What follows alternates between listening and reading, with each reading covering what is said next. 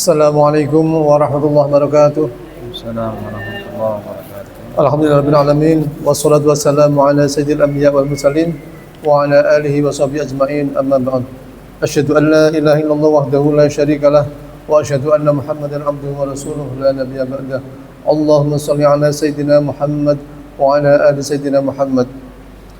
Bapak-bapak jamaah salat maghrib yang dirahmati Allah Subhanahu wa taala, marilah pertama-tama kita panjatkan puji syukur kehadirat Allah SWT karena pada malam hari ini kita masih diberikan banyak kenikmatan berupa nikmat iman, nikmat Islam, nikmat kesehatan, sehingga pada malam hari ini kita bisa menjalankan kewajiban kita sebagai hamba Allah, yaitu sholat maghrib secara berjamaah, dan insya Allah dilanjutkan taklim, dan nanti kita akan melanjutkan sholat isya secara berjamaah.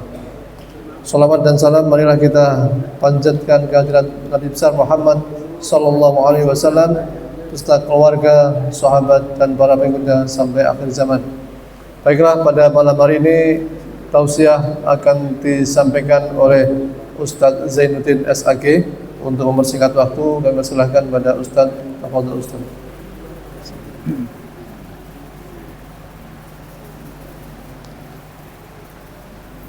Assalamualaikum warahmatullahi wabarakatuh. Waalaikumsalam warahmatullahi wabarakatuh. Ya Rabbi bil Mustafa balligh maqasidana waghfir lana ya wasi'al karim ya Rabbi.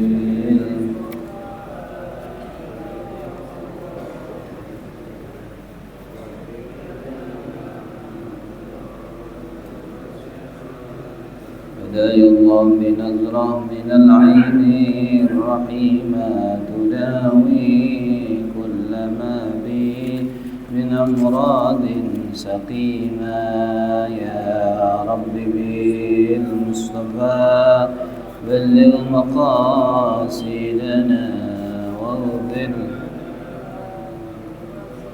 يا واسع الكرم والحبيب الذي ترجى شفاعته لكل هول من الأهوال مقتهم يا رب بلغ مقاصدنا واغفر لنا ما مضى يا واسع الكرم اللهم صل وسلم وبارك عليه وعلى آله. بسم الله والحمد لله والصلاة والسلام على رسول الله محمد بن عبد الله وعلى آله وأصحابه ومن والاه. لا حول ولا قوة إلا بالله العلي العظيم. أما بعد. Ala hadratil kiram muhtaram, para guru, para asatidz, para hujjah, para orang tua, para kiai, para tokoh masyarakat, khusus para DKM Masjid Jami Al-Fallah yang kami hormati Ustaz Bapak Haji Junaidi dan seluruh pengurus serta jamaah, mudah-mudahan guru-guru kita yang hadir pada malam hari ini serta keluarga besar kita semuanya selalu diberikan kesehatan, keberkahan, panjang umur, rezeki yang limpah berkah untuk ibadah kepada Allah Subhanahu wa taala. Amin ya rabbal alamin. Shalawat salam selalu sanjungan untuk Nabi kita Muhammad sallallahu alaihi wasallam. Mudah-mudahan kelak kita mendapatkan syafaatul uzma di yaumil qiyamah nanti. Alhamdulillah, pada malam hari ini Allah Subhanahu wa taala masih memberikan kita berbagai macam nikmat-Nya. Mudah-mudahan kita mampu untuk mensyukurinya. Mensyukuri dalam arti berterima kasih kepada Allah Subhanahu wa taala. Mensyukuri dalam arti menggunakan semua nikmat yang Allah Subhanahu wa taala berikan kepada kita untuk kebaikan, dalam rangka mendekatkan diri kepada Allah Subhanahu wa taala. Hadirin yang dimuliakan Allah Subhanahu wa taala. Insyaallah pada malam hari ini sedikit saya akan membahas sekelumit tentang pentingnya niatnya di dalam amal. Ini kitab yang saya pegang adalah Qawaidul Khamsil Bahiyah yang membahas tentang kaedah-kaedah fikih. Jadi kalau kita belajar hukum, sumber hukum diantaranya adalah Al-Quran dan As-Sunnah. Lalu kemudian sumber hukum yang sudah dipilihkan apa hukumnya itu namanya fikih. Dalam fikih hukum-hukum terperinci itu sebelumnya diolah dalam usul fikih. Misalnya ada sebuah hadis, Nabi tidak pernah kurang beristighfar 70 atau 100 setiap harinya. Itu hadisnya. Nanti dijadikan turunan hukum, misalnya usul fikih diolah. Ini perintah apa bukan? Perintah ini wajib apa enggak? Itu namanya usul fikih. Dan hukum-hukum yang sudah dijadikan usul fikih itu diambil beberapa kesimpulan. Nah, itu namanya qawaidul fiqhiyah. Kaedah-kaedah umum di dalam fikih. Di antara kaedah itu ada yang jumlahnya 5, ada yang diurai menjadi 40 dan ada yang diurai menjadi 60 ya. Dari 60 itu hari ini kita hanya belajar satu. Yang pertama yaitu al-umuru bi maqasidiha. Perkara itu tergantung tujuannya.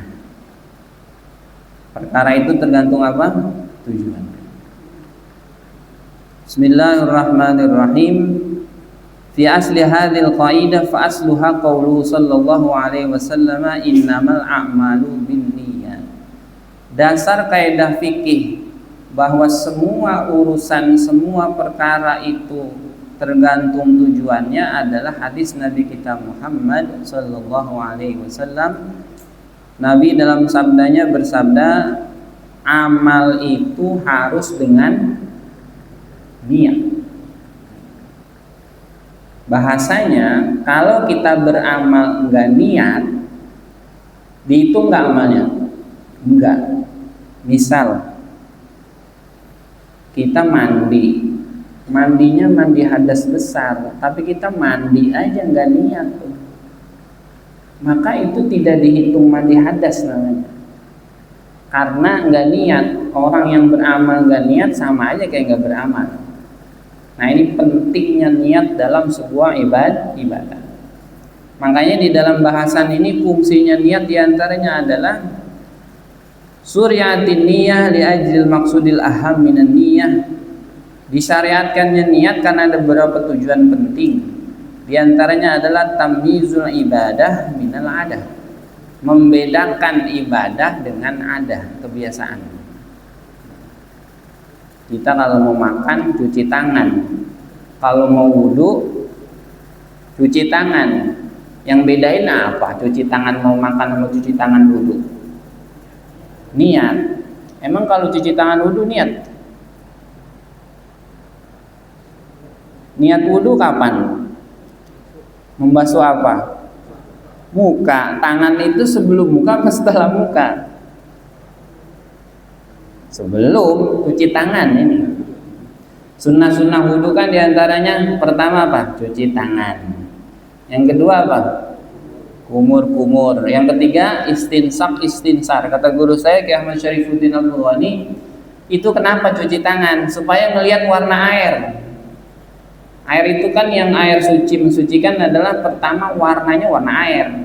Kalau warnanya hitam, rasanya kayak kopi, itu kagak boleh berarti buat wudu.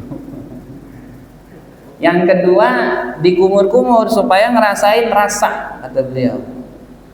Nah, yang ketiga istinsar supaya baunya kendus. Ini air bau kencing kucing apa bau air begitu. Nah, itu 3 fungsi. Sedangkan kita niat ketika muka, lalu bagaimana supaya dapat pahala tuh? Ya harus niat. Niatnya bagaimana? Nah, ini yang jadi masalah kadang. Dulu ada teman saya ngajar ngaji di daerah Rawapanjang. Beliau mengatakan ini langsung diberhentiin ngajinya. Memang ternyata butuh niat. Nah, butuh niat. Niatnya bagaimana? Niatnya adalah selama kita cuci tangan, kita yakin kalau itu sunnah wudu. Udah begitu doang. Ini sunnah wudu nih. Umur sunnah wudu, istinsar Nabi yang nyuruh nih, maka kita dapat pahala. Kalau cuma sekedar cuci tangan, maka sama aja kayak cuci tangan mau makan. Inilah pentingnya niat. Yang pertama apa? Membedakan mana ibadah, mana adat.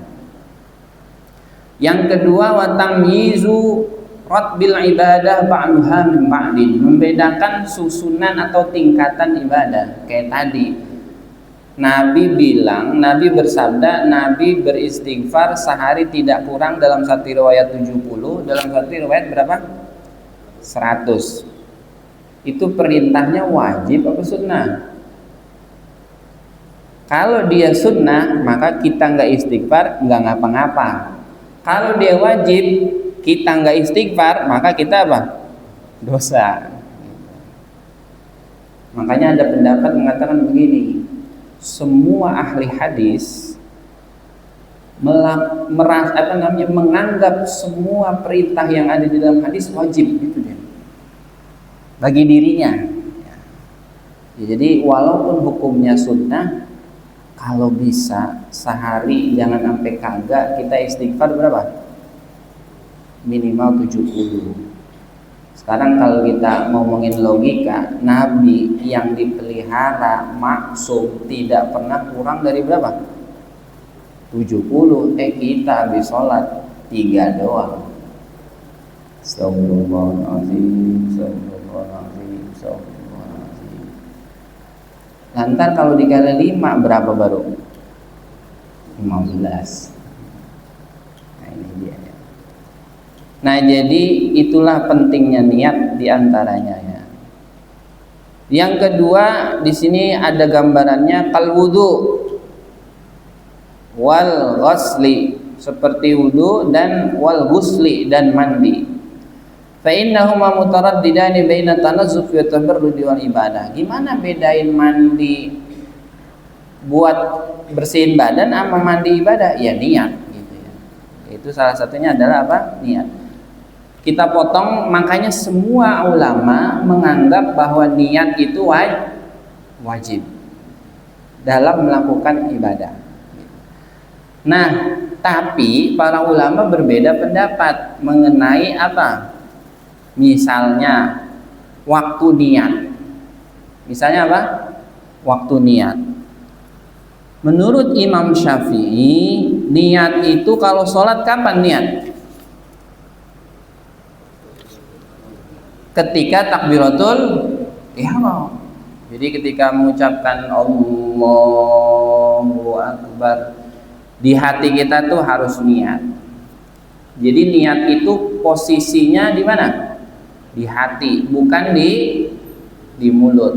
Misalnya kita sembahyang asar, baru bangun tidur, sholli fardhu zuhri. Lah udah asar, niatnya apa? Zuhur, tapi di hatinya asar, mana yang dihitung? Di hatinya. Jadi bukan yang di mulutnya. Talaffuz menurut Imam Syafi'i sunnah untuk membantu hati, enggak diucapin enggak apa-apa. Nah, itu kata Imam Syafi'i ya. Jadi harus bersamaan dengan takbiratul ihram. Puasa menurut Imam Syafi'i niatnya harus tabjitun niyah. Kalau puasanya puasa wajib. Jadi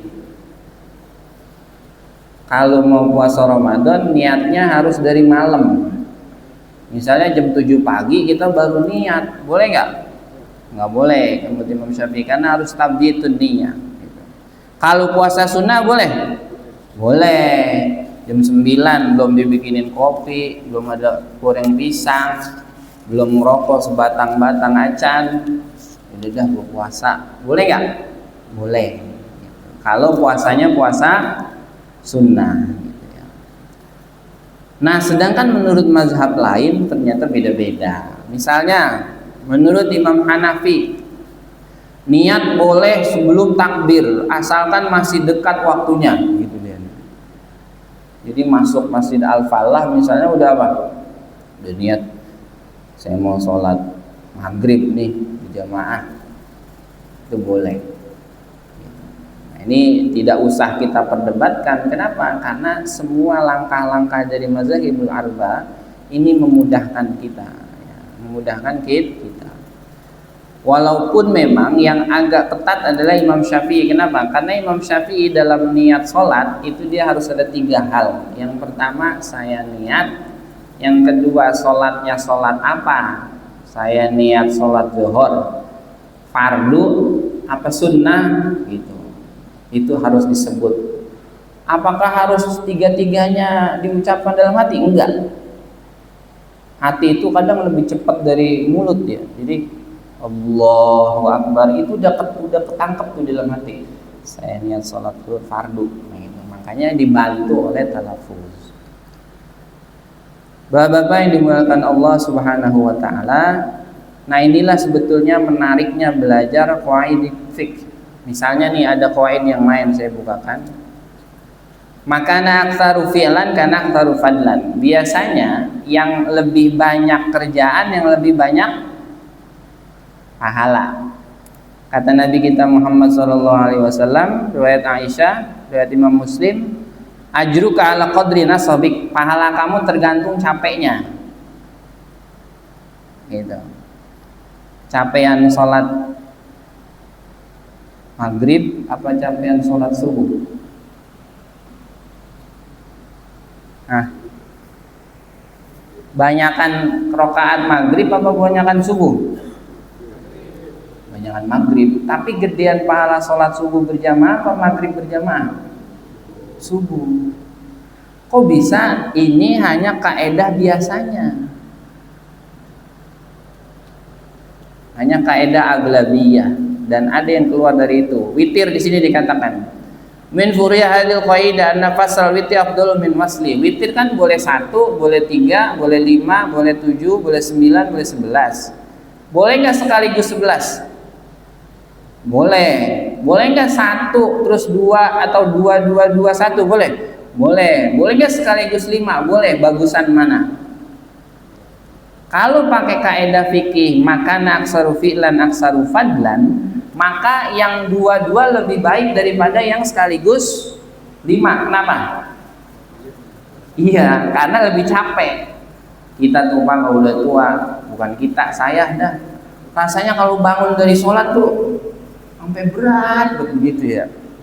Nah, jadi yang terpisah-pisah itu di sini dikatakan dengan kaidah ini lebih baik. Kenapa? Karena lebih capek. Nah, berarti kalau kita ukur-ukur sembahyang yang rumahnya jauh sama yang rumahnya dekat, gedean mana pahalanya? Rumahnya jauh. Tapi nyampe apa kagak? Yang naik motor sama yang jalan kaki, gedean mana pahalanya? Jalan kaki.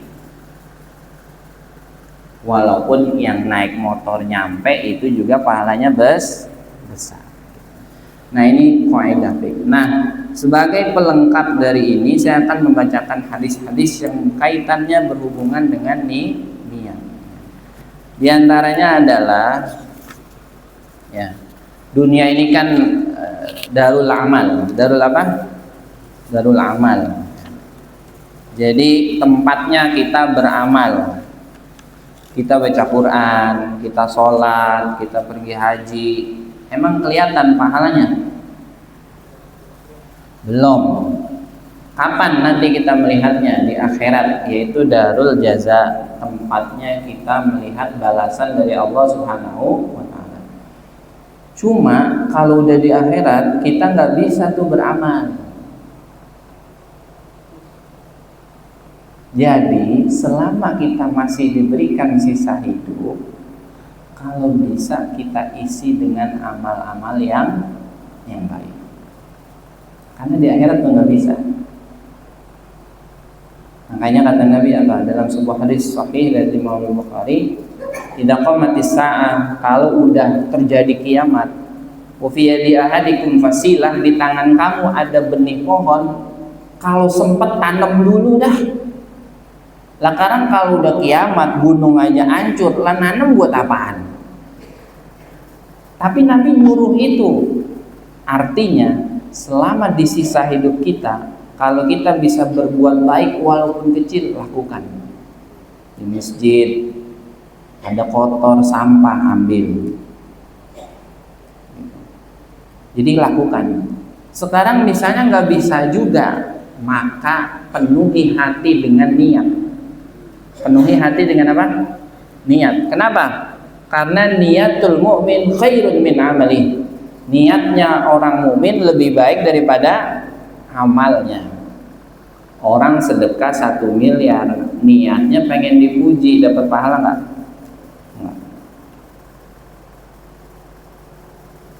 Nanti ada hadisnya, saya bacakan sedikit-sedikit ya.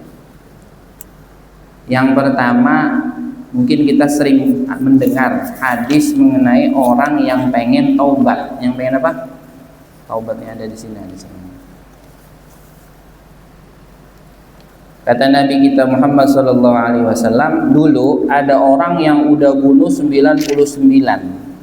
Fasal ana alami ahlil ardi, lalu dia bertanya kepada orang yang alim, pada orang yang ngerti, kenal banyak orang kurang lebih. Fadulla ala rahibin, dikasih tahu ama ahli ibadah. No, ke orang itu aja tuh, dia ahli ibadah.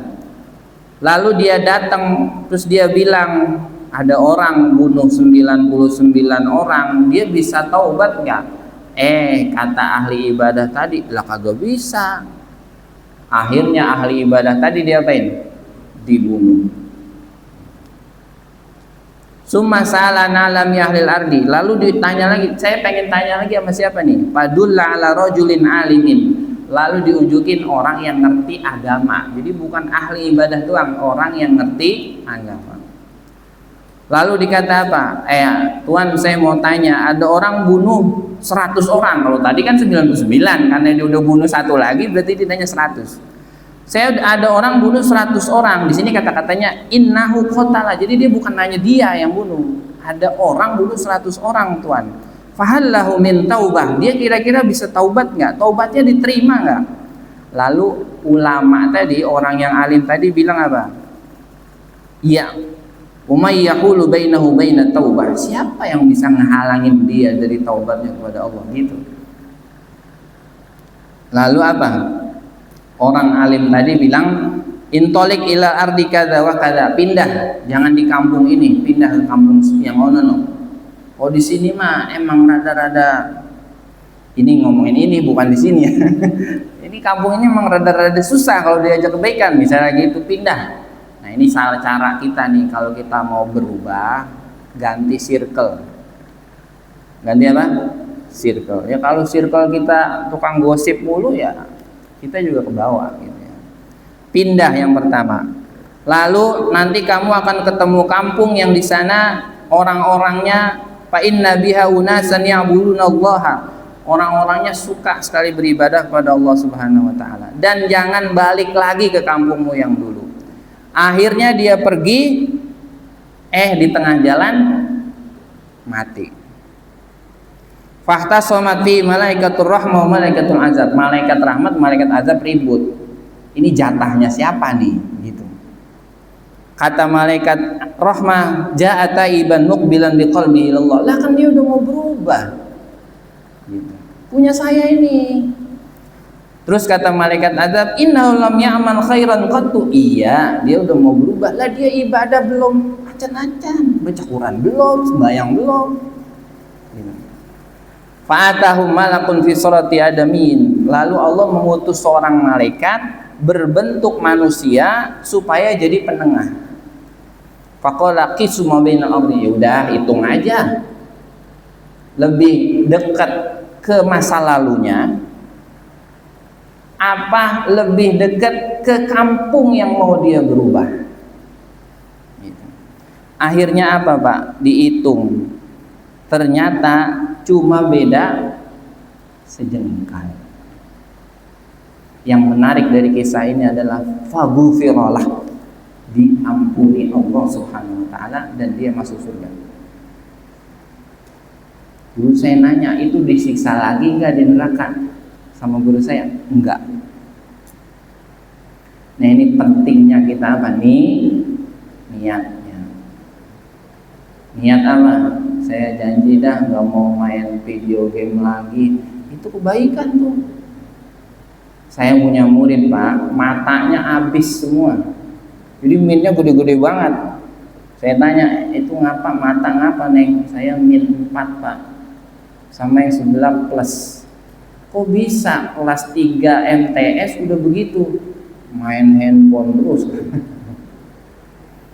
Jadi kalau kagak bapaknya udah main mulu, apalagi sama anaknya. Kita berubah nih, yang itu niatnya. Jadi apa? Kalau kita belum bisa dengan yang lain, maka perbanyak apa nih? Niat untuk berbuat kebaikan. Bahkan dalam hadis lain dari Imam Muslim, Nabi pernah bilang, di Madinah tuh ada satu kaum masirtum masiran. Mereka nggak kemana-mana. Mereka tidak berjalan akan satu perjalanan dan tidak juga melewati sungai-sungai. Kenapa mereka begitu? Karena mereka, ini kepotong nih. Karena mereka sakit, tapi mereka tetap dapat pahala perang yang sama. Ini kisah tentang perang Tabuk. Bapak-bapak yang dimuliakan Allah Subhanahu wa taala, terakhir nih, sebelum sesi pertanyaan nih. Ini ada satu hadis menarik menurut saya. Ini riwayat Imam At-Tirmizi. Supaya kita memperbanyak niat yang baik ya. Dalam sebuah hadis riwayat Imam Tirmizi, Nabi Muhammad SAW bersabda, "Innamad dunya li'arba'ah." Ada 4 macam orang di dunia. Di dalam syarahnya, orang tuh hidup di dunia kira-kira bisa dibagi 4 kata Nabi. Yang pertama, abdun razaqallahu malan wa ilman. Orang yang dikasih harta, dikasih ilmu juga. Ini enak nih, udah alim, kaya. Fahuwa yattaqi rabbahu fih. Dengan hartanya dan ilmunya itu dia bertakwa kepada Allah.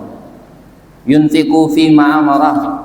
Dia bayar zakat, dia sedekah, dia pergi haji. Semua hartanya digunakan untuk kebaikan. Wa yasilu fihi rahimah.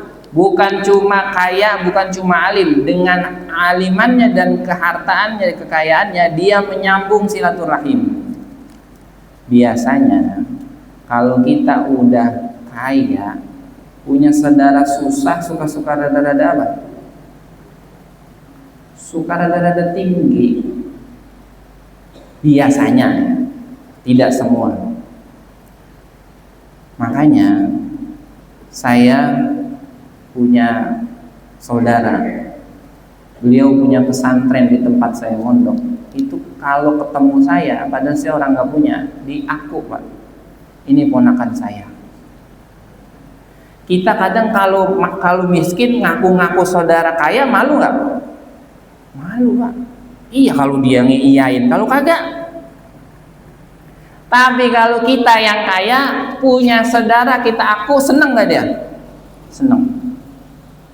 Ini saudara saya, walaupun dia orang nggak punya. Nah ini di sini dikatakan wa yasilu fihi rahimah. Kalim kaya sama saudara ngaku. Wa ya'lamu lillahi fihi haqqan, dan dia tahu haknya. Ilmu yang dia punya dia amalin, harta yang dia punya dia menafkahkan di jalan Allah. Lalu kata Nabi, fahada bi afdalil manazil, ini tingkatan yang paling bagus, alim kaya. Nah yang kedua, ini saya kali ini kalau boleh. Yang kedua, wa abdun razaqallahu ilman, seorang hamba yang dikasih ilmu. Walam yarzuqu malan, tapi miskin. Fahuwa shadiqun niyah, tapi hatinya dipenuhi dengan niat yang baik. Ampe-ampe dia ngomong begini, lau annali malan, kalau saya punya harta, la amiltu bi amali fulan, saya pengen kayak saya fulan. Saya kalau boleh bercerita, ada salah satu guru kita ketika istrinya meninggal, beliau bersedekah besar, Pak. Saya ketika khutbah kemudian mendengar itu, ya Allah, coba saya bisa sedekah segede itu gitu. Nah ini kita nih, kalau kita belum punya uang, terus langkah yang kita bisa lakukan apa?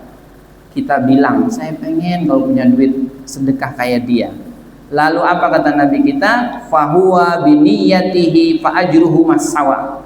Maka dia dengan orang tadi pahalanya sama. Yang pertama dapat pahala karena hartanya.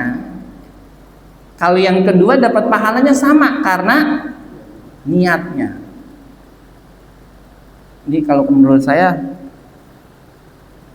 Allah baik banget gitu ya. Kita kan diciptakan ada yang berkelebihan, ada yang berkekurangan. Yang berkelebihan jangan niat mulu. Mobil punya 2, ya udah gue meniat aja. Lah kagak jadi-jadi masjidnya. Nah yang nggak punya, jangan gue memang nggak, jangan begitu. Niat. Kalau saya punya, saya pengen kayak dia. Makanya kata Imam Syafi'i, niat itu adalah qasdus syai'i muqtarinan bil fi'li, menyengaja sesuatu tapi ada actionnya.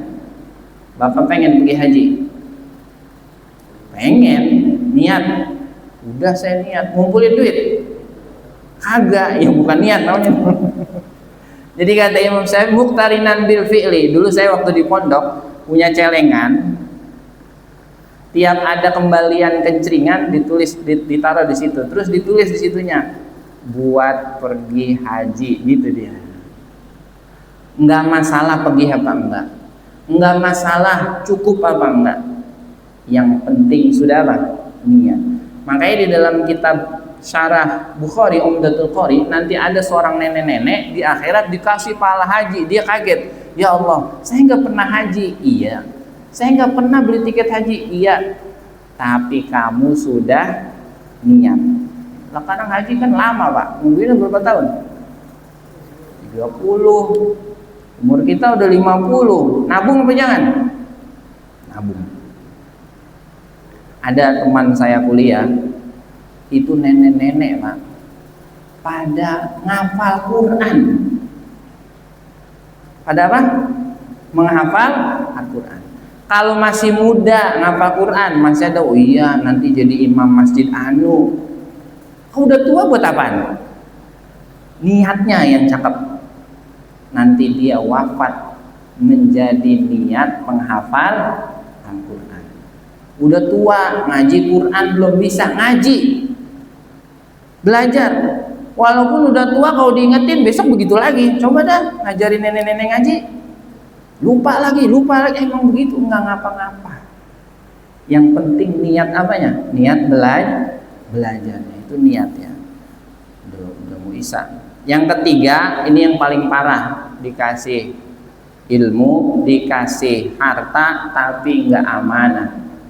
Ilmunya nggak diamalin, hartanya dia habiskan untuk poya-poya. Kata Nabi, ini nih yang paling jelek. Yang keempat adalah apa? Udah miskin, kagak punya ilmu, dia ngomong begini, itu orang enak amat kaya ya, bisa nyawer, penyanyi dangdut. Itu tuh, aduh jangan sampai kita ilmu udah nggak punya, harta nggak ada, niat jelek. Ini paling parah. Saya bertanya-tanya, kan ada satu hadis, siapa yang berkeinginan baik tapi nggak dikerjain, dia tetap dapat ya. Oke. Siapa yang berkeinginan jahat tapi nggak dikerjain, ditulis nggak? Enggak. Kenapa yang ini ditulis? Kan dia nggak nyawer. Karena di sana pakai kata-kata hamma. Jadi dalam niat itu ada tingkatan dia. Kalau hamma baru pengen. Kalau udah azama itu, saya mau ngaji nih, kitabnya taruh di tas. Gitu dia. Kitabnya udah taruh di apa? di tas anak sakit misalnya, nauzubillah. Gitu dia. Jadi niat. Makanya ketika saya tanya sama guru saya, kok bisa sih dia dapat dosa, kan belum dikerjain. Jadi ternyata begini, contohnya nih, ada maling. Nauzubillah, maling mau nyuri motor, udah didorong, ketahuan, dilepaskan tuh motor, dicuri nggak?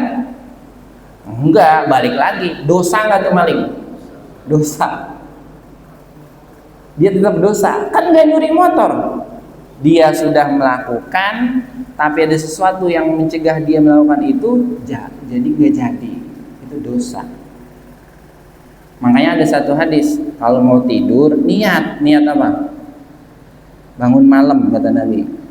Andai kata kamu nggak bangun malam, ketiduran nih, tetap dikasih pahala qiyamul lail. Cuma ingat, tadi niat itu ada usaha. Ini udah jam 2:30, mau tahajud, tidurnya 2:30, ya salah. Saya pengen tahajud jam 10 udah tidur.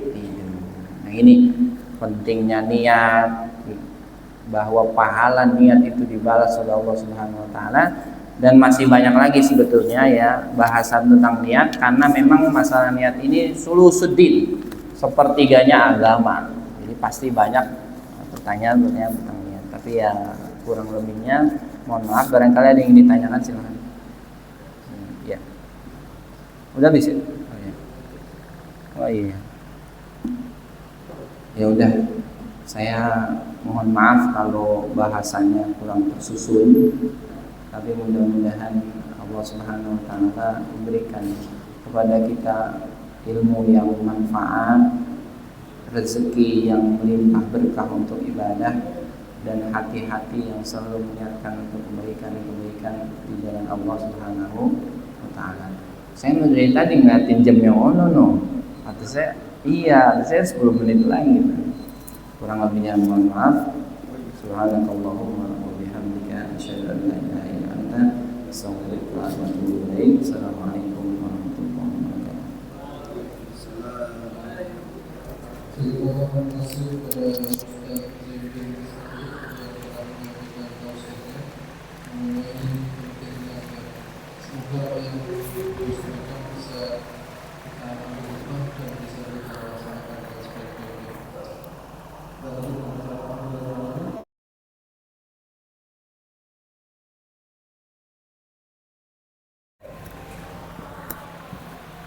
Dan